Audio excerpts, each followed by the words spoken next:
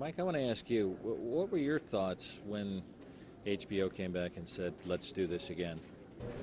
At first I was, you got to be kidding. We've done our bit.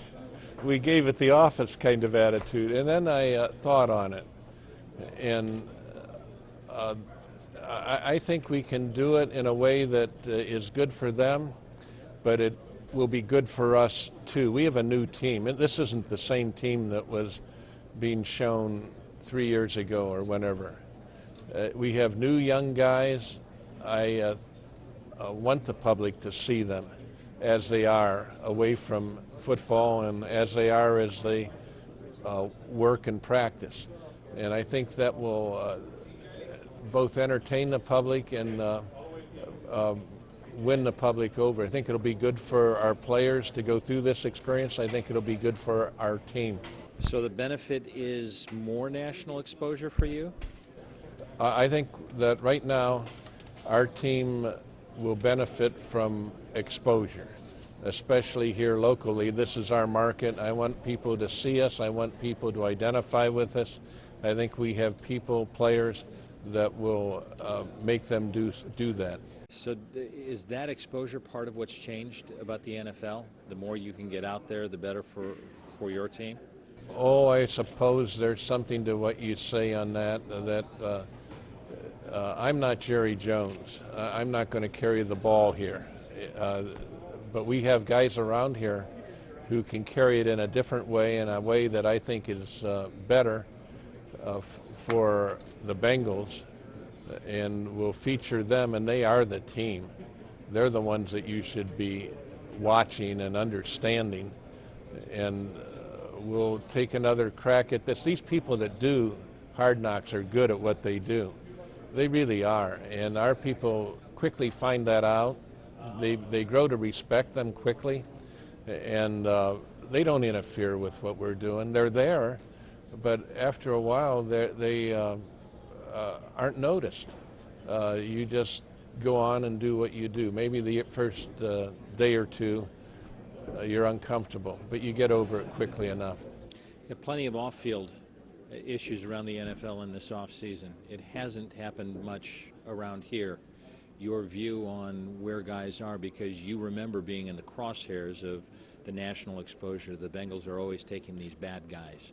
Where does the NFL stand with dealing in offseason with the players that they have on their roster and the trouble that they get into? You're talking, help me out here a little bit. You get Aaron Hernandez, you get all of well, the DUIs. Other people have their problems. They aren't our problems. Let them handle those problems. Have you changed on how you deal with it? I think so. Over the years, I've circled back. I grew up with a no-tolerance standard. That was my father's standard. I think it was best for the team because people respected that.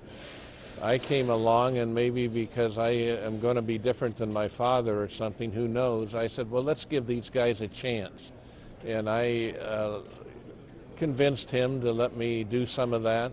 And we probably brought in some guys that were challenged. A lot of them worked out. The ones you know about are the ones that didn't work out. But that was enough to stigmatize us, and it left the public thinking we had too many of the wrong type. It hurt the brand, if you will. Well, we have reconsidered, and I am part of that. I think we're going back to the old way where we're going to bring in guys that we don't worry about away from work. And right now this team has a lot of good guys, solid guys, people that you would admire if you knew. You have said many times, I've kind of taken my hands off a lot of things. I like to play, I like to come in, I like to be around it. I don't do much anymore. Talk about what's happened with the draft and the success that's happened over the last years and how you have addressed the way this team has drafted. Well, the draft is similar to how it's been. It isn't that I ever did much. But I'm on top of the pyramid, and somebody at the end of the line has to say, yes, we will, or no, we won't. But our guys, our scouts, our coaches, they're the ones who present the issue. They've seen the prospects, they've judged them, and they argue their cases. And then I listen, and it's pretty much a consensus. We don't have somebody stand up in the draft room and say, oh my golly, how could he do that? Pretty much by the time I say, yes, that's the one, everyone in the draft room would say, yes, that's the one. This might not be the way it's done in many places. We have our own draft debating society, if you will. But we take it to a point where everyone can live with the decision. And we don't just say to some one guy, you're the anointed decider. I pull the trigger, but I wouldn't call myself the real decider. Those decisions are made by my brother Pete, by Duke Tobin, by Bill Tobin, by our other scouts, by Marvin, by the coaches.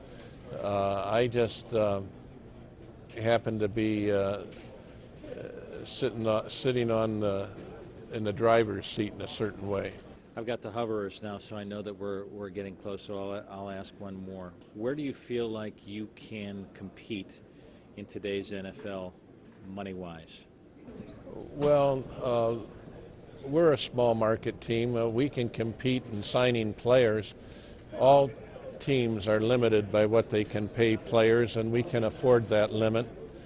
But we can't afford everything beyond that limit for other things that teams that make twice as much money as we make can. So we have to cut the cloth accordingly. And we do, and I'm accustomed to that. And I think we can compete doing that because the players are what count. And that's how it is here in Cincinnati. We've shown we can compete. And I look forward to this year and another opportunity to show we can compete. So how do you like the chances this year?